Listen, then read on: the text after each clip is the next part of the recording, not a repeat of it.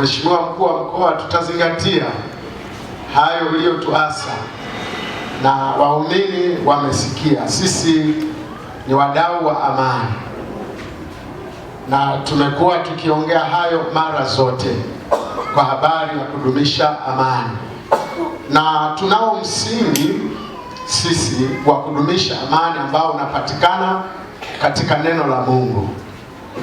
Na ningependa pengine nizungumze huku ukisikia, najua kuna vyombo hapa vya habari pia vinachukua, nizungumze haya kama msimamo wa kanisa, kama msimamo wa watu wanaosafiri kwenda mbinguni, yani watu wa Mungu, na ndio ambayo tumekuwa tukiyahimiza wakati wote. Msingi wangu utasimama, maelezo yangu yatasimama katika andiko kwenye Biblia, kitabu kile cha Timotheo wa kwanza sura ile ya 2 mstari wa 1 na wa 2. Nitanukuu kwa kuyasoma maandiko haya. Anasema, basi kabla ya mambo yote nataka dua na sala na maombezi na shukurani zifanyike kwa ajili ya watu wote, kwa ajili ya wafalme na wote wenye mamlaka, tuishi maisha ya utulivu na amani katika utauwa wote na ustahivu. Katika kifungu hiki nimepata vipengele kama vitatu hivi, nivizungumze kwa haraka nisipoteze muda. Jambo la kwanza ambalo naliona kwenye kifungu hiki ni wito wa kuombea taifa na viongozi. Wito wa kuombea taifa na viongozi. Sisi tunafahamu tunachoitiwa kwamba ni kuombea, na tunapozungumza kuombea, maandiko hapa yanazungumza kuombea hekima kwa viongozi ili watuongoze vyema, watuongoze vizuri. Hicho kitu ni cha muhimu na cha lazima, na sisi tunaombea na tumeamini kwamba Mungu amewasaidia katika hilo. Ningenukuu kitabu kile cha Mambo ya Nyakati wa Pili sura ile ya 1 mstari wa 7 hadi ule wa 12. Mungu alimwambia Mfalme Suleiman kwamba omba chochote utakacho nitakupa. Mfalme Suleiman kwa kweli alitulia sana, kafikiri, akasema, naomba unipe namna ya kuingia na kutoka mbele za watu hawa, maana ni jamii kubwa. Suleiman alipoomba neno lile, Mungu alifurahi sana, akasema, Suleiman, nashukuru kwamba jambo hili lilikuwa moyoni mwako. Hukuomba mali, hukuomba utajiri, hukuomba chochote, bali umeomba ujue namna ya kuingia na kutoka mbele za watu wangu. Akasema, hekima umepata, lakini na hivyo ambavyo hukuomba umepata.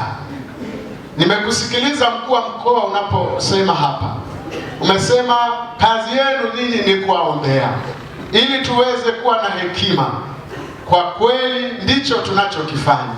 Kwa mfano, sisi wiki lililopita lile, kuanzia Jumatatu mpaka Jumapili, tumekuwepo hapa kanisani washirika wote kila siku saa 10. Tunaombea nchi, tunaombea viongozi, tunaombea hivi vitu vyote ambavyo umevisema hapa Mheshimiwa Mkuu wa Mkoa.